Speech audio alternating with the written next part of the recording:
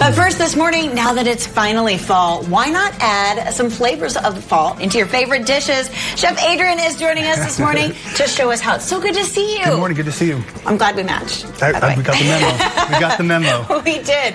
All right. I love it. I walked in and it smells so good. It smells like the holidays. Yeah. It really does. And it's so important to think about what you're adding into your foods when it's a particular season, and fall is the best time. Absolutely. You know, your flavors get darker, deeper, richer, a little sweeter, more caramelized, more pungent spices. And the chutney, the thing I love about this, the chutneys pull you in all different directions. Okay. Texture-wise and flavor-wise. So sweet, salty, spicy, acid, chewy, gummy, crunchy, all that good stuff. And it can go on so many different things too, right? Everything, really. Yeah. It goes across your holiday board.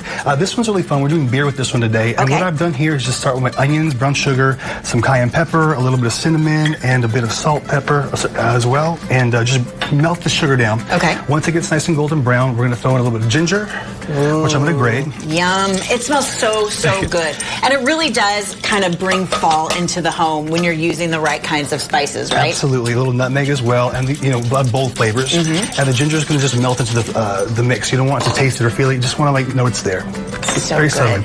Once that's cooked, we're going to heat that up a little bit. We're going to add in the fruits and liquids. Ooh, so yummy. I've got white wine vinegar. We'll splash of that. It's going to give it a little sweet and sour flavor. Okay.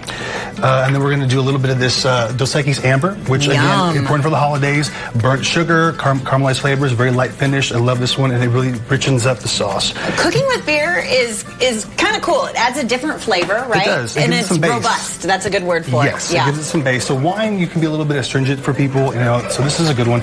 It's very buttery and kind of smooth. So I love that one. This is the good old-fashioned Vienna lager. Ooh, and I smell something different now that you've added all that good stuff in. It's the nutmeg, it's the ginger, and the beer all coming together. It makes everything sing. And then we throw in our apples and pears. I've got a little bit of the cooking apples. They're like the tiny ones, so they're very tart. You don't want anything too sweet.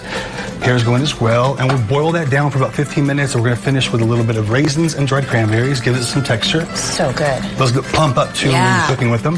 And then one of the most important things, the saffron goes in there. Saffron's super expensive. It's a little bit stigma of the flour. You only need a little bit. There's a little, well, we'll put a little bit. We're going to put a nice sugar. A little extra. A little extra. And it gives it a beautiful golden flavor, that beautiful color as well, like a yellow color.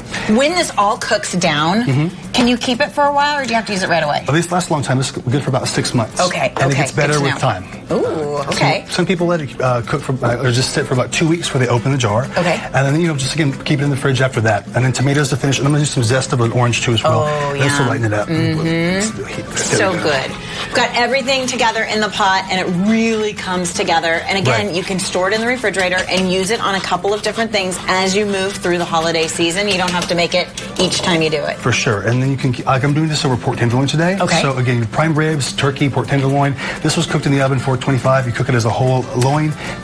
Pull it out, bush peak in the center, some potatoes on the side, go top, and tomatoes to finish the sauce, by the way. Oh my goodness, and that's going to just bring it back down to earth, if you will. That looks so good. And while that's cooking, you also put together a delicious cheese tray, and you added some of the chutney here too. Right, so just brie over the top of that. You can serve it room temperature, or you can bake it if you want. And the color over the white just goes really well. Some edible flowers. I've got it over some Gouda on this side.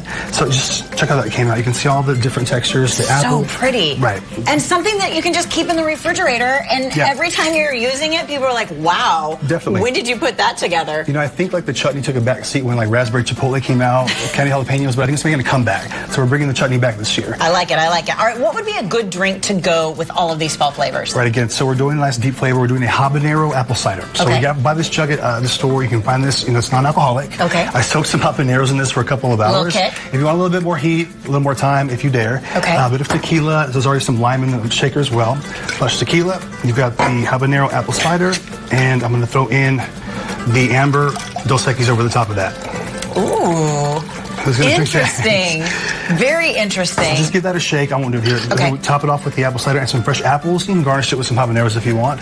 That looks so good. Yeah, this one turns out really good. And the flavor is very refreshing still. In Texas, we still have hot days during the winter. Exactly. So it's refreshing, but it still has a nice, good, rich flavor of the amber flavor. Look how that came together. Yeah. Fantastic. And it all started with this chutney base that we made. And of course, it is so delicious, so fantastic. You can see it simmering right there. Chef Adrian, so good to see you. You too. Thank you so much. Thank you for coming in this morning. Guys, if you'd like to know a little bit more about Chef Adrian, this is where you can find him. Check out his website, Complete Eats, CompleteEats.com. And then be sure you're following Chef on Instagram at Chef Adrian TV.